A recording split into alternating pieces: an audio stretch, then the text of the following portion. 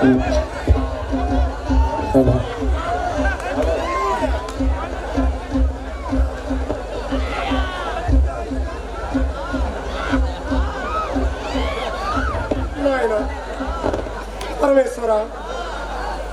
ఓం నమ శివాయ ఓం నమ శివాయ హర హర మహాదేవ శంభో శంకర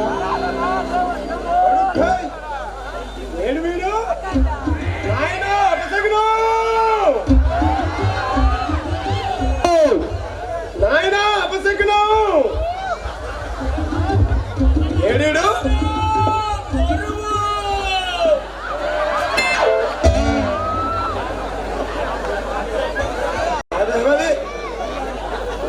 అర్థం ఎండాకూడు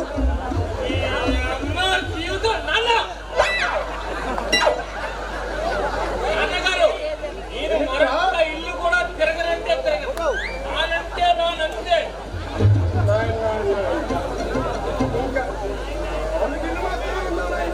ఏమిటి 4 ఇల్లు 5 ఇల్లు చూపిస్తున్నారు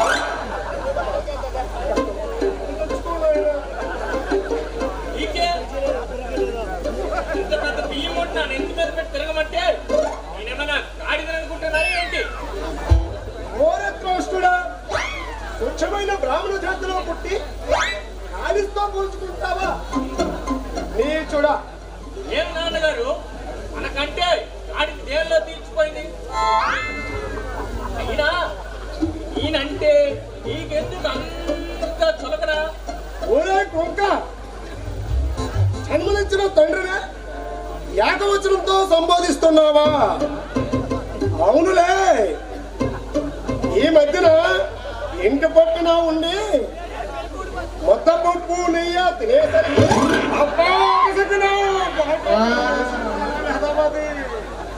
సంపు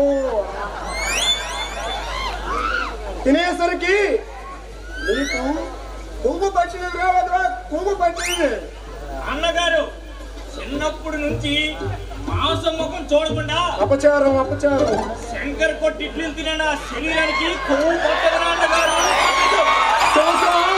శివశివా శివశివా ఓరే నీచుడా, నా ఎదుట అన్నావు కానీ ఎక్కడ నాయన నా పరువు పోతుంది. పరువా? అసలు మీ గుంటెగా నీకు అది సరే. రే అభిషేకం నాయన నీ జంజవేది నాయన. అన్నగారు వేదవది తీసి కాల్చి పారేశారు. శివశివ శివశివ ఎందుకు చేసావురా అంత పని? ఏమీ లేదు నాన్నగారు, చొక్కా వేసుకునేసరికి ప్రతి అమ్మాయి లవ్వు జన్యం చూసేసరికి బ్రాహ్మణ జాతిలో పుట్టి తన్ని పంపిస్తున్నారు.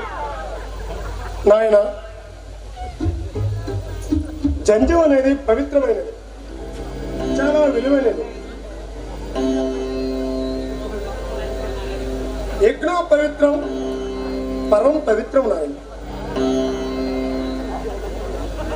అమ్మా సంధ్య, అమ్మా సంధ్య. ఎవరు? శాస్త్రి గారు మీరా? ఏమిటి విశేషాలు? ఏమిటి లేదమ్మా, ఈరోజు త్రయోదశి కదా, అందుకని భోగం కోసం వచ్చామమ్మా. ఎందుకమ్మా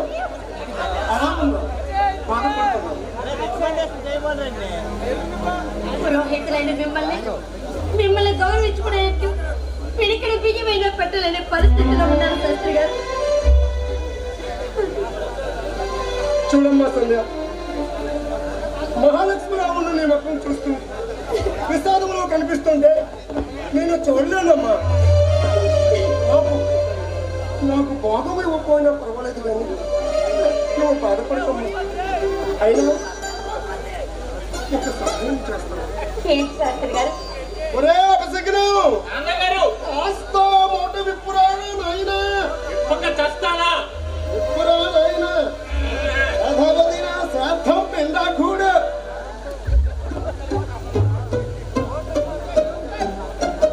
ఎప్పుడో వడుద్దా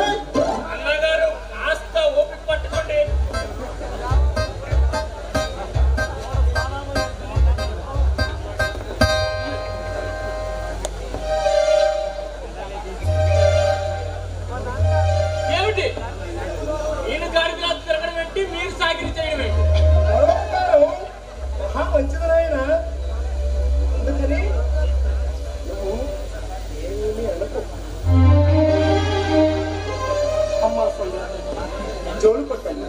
వద్దు శాస్త్రి గారు, వద్దు. నేను తీసుకెళ్ళండి. నన్ను తిరస్కరించి అగౌరవపరుస్తున్నావమ్మా.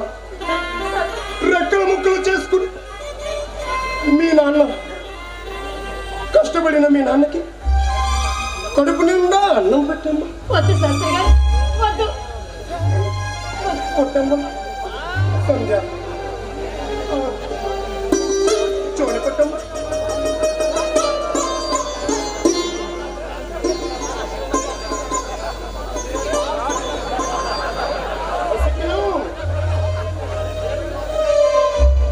ఏమిటి నాన్నగారు, నేను ఊరంతా తిరగనంటే మీరు సాగిరి చేయడం ఒకటిది స్వాగం ఒకటిది.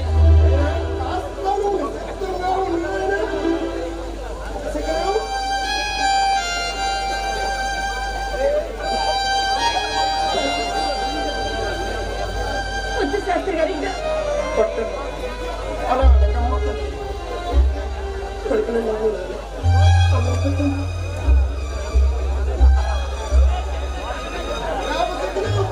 అన్న ఈ కొల్లమైన కాకి దగ్గరేనంటే అమరా బాబు కర్మ. మీ నాన్నగారు ఆరోగ్యం అలాగే శాస్త్రి గారు, అలాగే.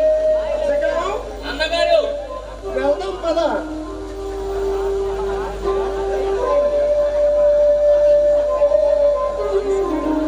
పట్టుకున్నా పడుతాయి అక్కడిని తిన్నా కూడి వెదహమది.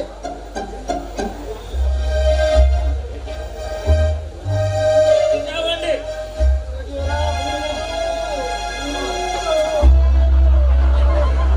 అన్నగారు సరిగ్గా ఎత్తి చావండి.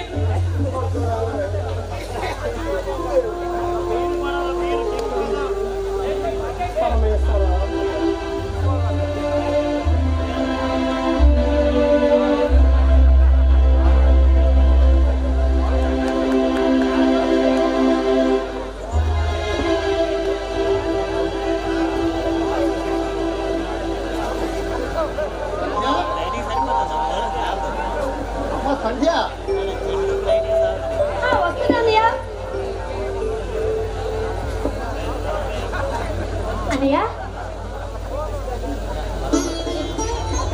బాగున్నావా? బజార్కి వెళ్తానని వెళ్ళాడు. ఎందుకు? ఏమో నాకే విషయం చెప్పలేదు. సంచి తీసుకొని వెళ్ళారు. సంధ్య, మనసు లేని జంతువులు పక్షులు కలిసిమెలిసి జీవిస్తున్నాయి. కానీ మనసున్న ఈ మనుషుల మధ్య కలిగిన ద్వేషం విషంగా మారి వెల్లువల సర్వ ప్రపంచాన్నే ముంచేస్తుంది. దయాహీనుల ఏలుబడిలో ఉన్న ఈ శూన్య ప్రపంచంలో నాన్నను భిక్షకునికి పంపించావా అమ్మా? అన్నయ్య, ఏంటి మాట్లాడుతున్నది? అవునమ్మా, కడలి కెరటం లాంటి ఆవేదన తరంగాలు పిడికిడంత గుండెల్లో అణచలేక భవతి భిక్షాందేహి, భవతి భిక్షాందేహి, భవతి భిక్షాందేహి అంటూ జోలు పట్టుకొని ప్రతి ఇల్లు తిరుగుతున్నాడమ్మా. అన్నయ్య, వద్దన్నయ్య, వద్దు. ఇక చెప్పొద్దన్నయ్య, ఇక చెప్పొద్దు. తన ఆత్మగౌరవాన్ని చంపుకొని పిచ్చి వల్ల తిరుగుతున్న ఆ మూలజీవం చూసి చిరగా మారిపోయాడమ్మా, చిరగా మారిపోయాడు. లేదు, ఆయన కష్టార్జితంతో మనం సుఖ పొందే అర్హత మనకు లేదమ్మా.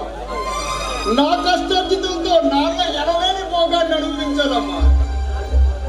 అన్నయ్య, నువ్వు త్వరగా వెళ్ళి నాన్న తీసుకురా. వెళ్ళు, అలాగే. త్వరగా వెళ్ళు. బాబు సూర్య, నువ్వా? బాగున్నారా నాయన? బాగున్నారా? ఎప్పుడొచ్చావురా అయ్యా? అయ్యా, అమ్మా సంజ, ఇదిగో అమ్మా బియ్యం. నువ్వు వెళ్ళి అన్నం వండు, అందరం ఫోన్ చేద్దాం. నాయన సూర్య, బాగున్నావా అంటే పలకలేరయ్యా. బాగున్నావురా నాయన? ఎక్కడి నుండి తెచ్చావు నాన్న బియ్యం? బజారుకి వెళ్ళి కొట్లో అప్పుగా తీసుకొచ్చారా? పిడికెట్లో నిప్పుని ఎంతసేపు ఉంచగలం? నిజం కూడా నిప్పు లాంటిదే నాన్న. లేదురా నాయన, రేపు ఇస్తానని చెప్పి కొట్లో అప్పుగానే తీసుకొచ్చాను. చూసిన విషయాన్ని అబద్ధం చేయాలనుకుంటున్నారా? సూర్యం, నా ఉన్నా అన్న, నేను నా కళ్ళారా చూశాను. కానీ మీరు ఇంతలా దిగజారిపోయి మీ ఆత్మగౌరవాన్ని చెప్పుకుంటారని నేను ఎప్పుడూ ఊహించలేదు. మరి నన్ను ఏం చేయమంటావురా? నాకు ఇక్కడ పరిస్థితులు నీకేం తెలుసు? నీకు పంపిన ఆ డబ్బు కూడా ఆ బానస్ దగ్గర అప్పుగా తీసుకున్నాను. ఆ అప్పు తీరేదట నేను ఇంకెవరి పనికి పోకూడదని ఆ బాను శాసించాడు. అందుకని గడవడం కూడా కష్టంగా మారిపోయింది.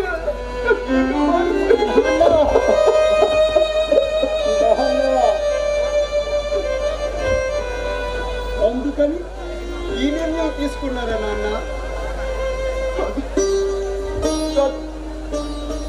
ఈ రోజున వస్తున్నావని నా బిడ్డకు పిడికిడు మెతుకులు పెట్టలేని ఆ నిస్సహాయత నన్ను నెట్టుకెళ్ళిందిరా. నాయనా, మనలాంటి వాడు పరువు ప్రతిష్టలు అవ్వకున్నా ఊట గడవని రోజులు నాయనా. అవినీతి పరిపాలనలో నీతి కరువు అవుతున్న ఈ రోజుల్లో నేను ఒక భిక్షగాడిగా మారక తప్పలేదురా.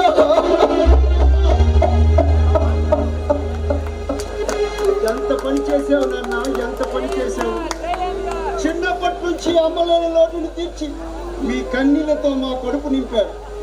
కానీ వయసు పైపడ్డా కూడా మీరు ఈ పంట చాకరీ చేయడానికి వీల్లేదు నాన్న, వీల్లేదు. మిమ్మల్ని విడిచి నేను ఎక్కడికి వెళ్ళను నాన్న, వెళ్ళను. వద్దురా నాయనా, వద్దు. నా ఆశయం ఫలించిన రోజున మనం అందరం ఒకే దగ్గర ఉండొచ్చు నాయన. అందుకేరా నాయన నీ చదువు పూర్తి చేసుకుంటే ఇన్నాళ్ళు నా కష్టానికి ఫలితం దక్కుతున్నాను.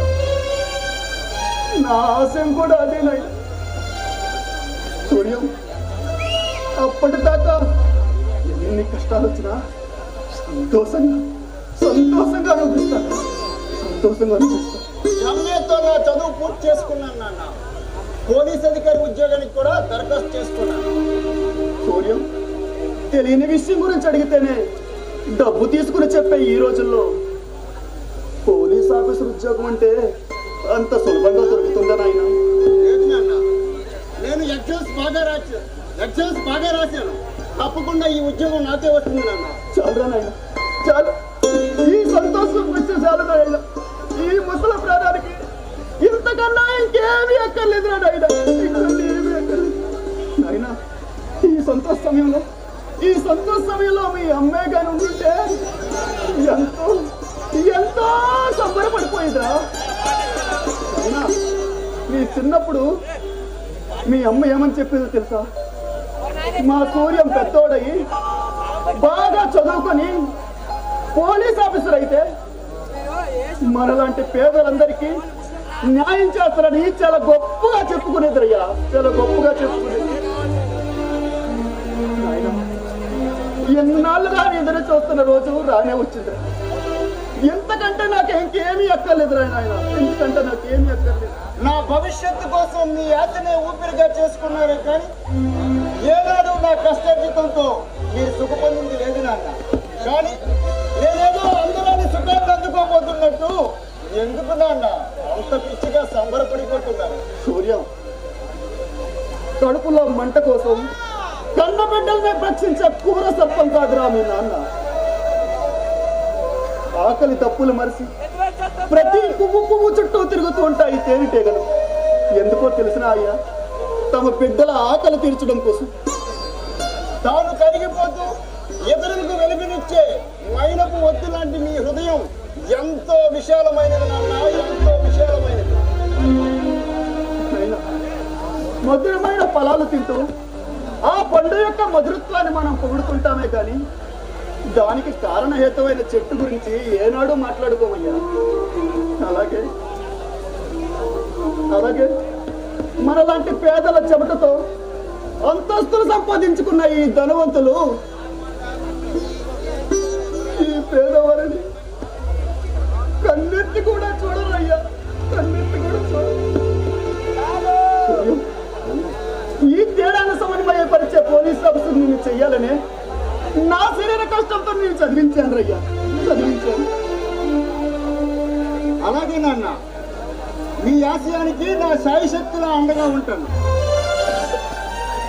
సూర్యం, ఇటువంటి సొంత సమయంలో కూడా నన్ను ఒక విషయం బాధ పెడుతుందిరా నాయన. ఏమిటి నాన్న అది? మరేం లేదయ్యా, మన సంజును ఒక ఇంటిదాన్ని చేయాలయ్యా. నేను కూడా సంస్కారవంతమైన యువకుడి కోసం ఎదురు చూస్తున్నాను నాన్న. నాయన, ఆ బాలోజీ దగ్గర నుండి నన్ను ఎందుకో రమ్మని కౌరొచ్చింది, నేను మర్చిపోయాను. నేను వెళ్ళొస్తాను నాయన, మీరు జాగ్రత్త.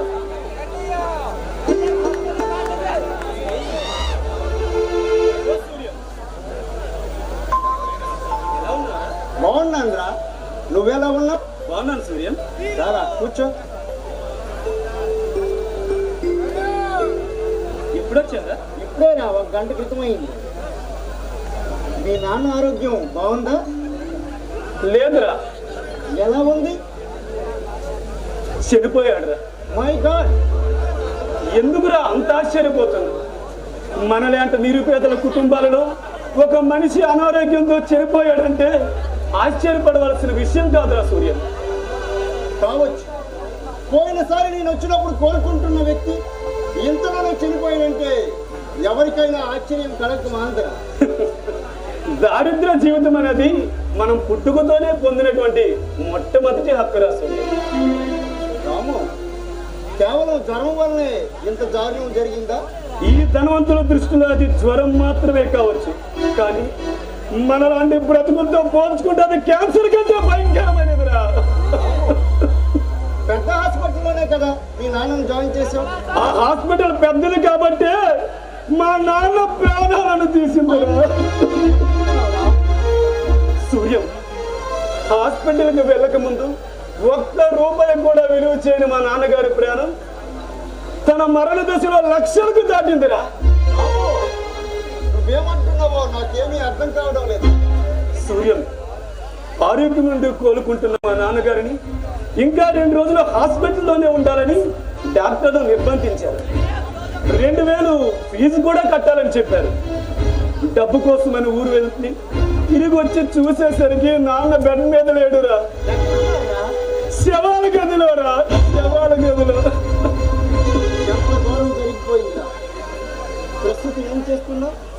నాన్న వారు లేక నిరాశ నిస్పృహల మధ్య ఒంటరినై జీవోత్సవంలో బ్రతుకుతున్నాను రా. మరి ఏదైనా ఉద్యోగం చూసుకున్నావా? నాన్న బ్రతికి ఉంటే డిగ్రీ ఫైనల్ ఎగ్జామ్స్ రాసి ఉండేవాడినేమో. ప్రస్తుతం డిగ్రీ లేకుండా ఉద్యోగం ఎవరిస్తారా సూర్యం? సరే కానీ ఈరోజు ఇంటి వద్దే ఉంటావా? లేదు సూర్యం, నువ్వు వచ్చావని తెలిసి ఇలా వచ్చాను. వస్తారా? రాము, సూర్యం, నేను కూడా వస్తారా? రారా.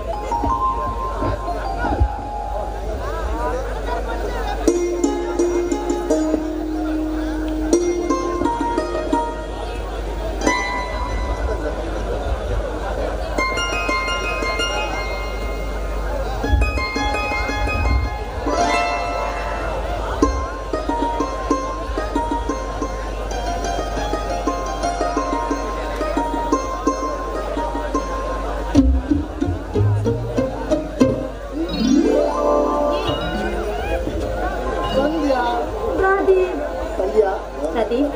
ఏదైతే మన ఈ కలయిక కోసం నా హృదయం క్షణం క్షణం తప్పించుకుంటుంది. పవిత్రమైన మీ సన్నిధిలో బ్రతుకుతూ మీ హృదయ కమంలో శాశ్వతమైన స్థానాన్ని పొందగలిగి నేను చాలా అదృష్టవంతురాలి. నిష్కలంకమైన మన ఈ ప్రేమబంధం అజరామరమై ఉన్నత శిఖరాన్ని అవరోధించాలన్నది నా జీవిత ముఖ్య ఆశలు. కుటుంబంలో ఎదురయ్యే సమస్యల మధ్య బ్రతకాలని ఆశ నశించిన నాకు మిమ్మల్ని చూస్తూ ఉంటే ఇంకా బ్రతకాలనిపిస్తుంది.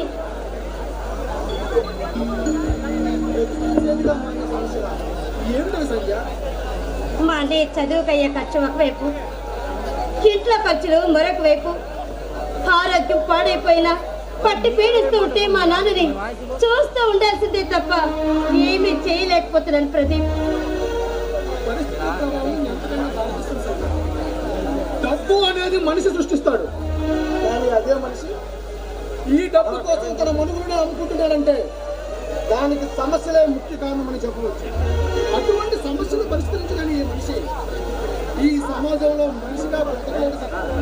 అంటే బ్రతకలేని నిరుపేదలకు ఈ సంఘంలో స్థానం లేదంటారా?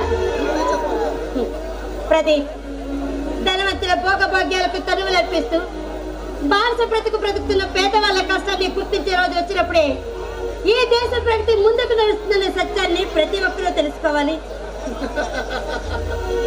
అంతటి మార్పు వస్తుందంటే నేను నమ్మలేని సంఖ్య.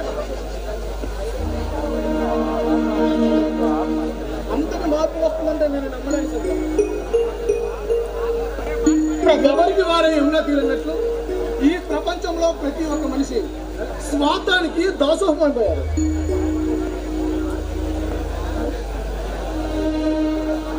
మమతల పెళ్లి పందిర్లో అవును, మీ నాన్నగారికి మన పెళ్లి విషయం చెప్పావా? పెళ్ళి పెళ్ళి ఏ ఏ నువ్వు ఈరోజు చెప్పేసి అన్ని విషయాలు అయినా పెళ్ళికి ఇక్కడ అంత తొందర ఎందుకు సంధ్య? మమతల పెళ్లి పందిర్లో పెళ్లి చేసుకున్నాం కన్నా ఇలా ప్రేమికులుగా ఉంటేనే ఎంత చిన్నగా ఉంటుందో తెలుసా? మన ప్రేమను త్యాగం చేసే ఈ ప్రేమికుల వల్ల కొంతకాలం ప్రేమికులుగా జీవించాలి. ఏమంటావు? మమతలు అల్లిన పెళ్లి పందిర్లో మన వధువరులను అలకేస్తే ఎలా ఉంటుంది? ఎలా ఉంటుంది? మమతకు సజీవ రూపకల్పన చేసినట్టుగా ఉంటుంది. సంధ్య, హృదయ విదారితమైన మన ఈ ప్రయాణ బంధం ఏ నాటికి విడిపోని శాశ్వత బంధాన్ని సృష్టించింది సంధ్య. 1000 జన్మలకైనా చెదిరిపోని మన అనురాగ బంధానికి మనం ఎంతో రుణపడి ఉన్నాం. నిష్కలంకలమైన మన ఈ ప్రేమ బంధం అజరామరణమై ఉన్నత శిఖరాలను అవరోధించాలన్నదే ఆశయం. ప్రదీప్, ఈ ప్రకృతి మాత తీపి గుర్తుగా నిత్యాలస్యంగా ఈ చెట్లని మన ప్రేమను కీర్తిస్తున్నాయి. ఈ విశాల ప్రపంచంలో ఈ విశాల తరంగాల్లో ఎలా పయనిస్తున్నాయో చూస్తున్నావా? సంధ్య, ప్రేమ గమ్యం ఏమిటో చెప్పగలవా? పెళ్లి. కాదు, ప్రేమ గమ్యం ప్రేమే. ఈ ప్రపంచంలో ప్రతి ఒక్క ప్రాణి అనురాగానికి లొంగిపోతుంది. అసలు ఈ ప్రేమలో ఎంతటి మహత్తర శక్తి ఉందని నీతోనే తెలుసుకున్నాను తెలుసా? ప్రతి ఒక్కరూ అనుభవించే ఈ ప్రణయానుభూతిలో బాధాకరమైన ఆనందం కూడా దాగి ఉంటుందని మీతోనే తెలుసుకున్నాను. ఇంతటి ఆనందాన్ని చూసేందుకు కళ్ళు కూడా ఉంటే జీవితం మరో రకంగా మలుపు తిరిగేదేమో. నువ్వంటే నేనంటే నువ్వు కాదు, నేనంటే నువ్వే.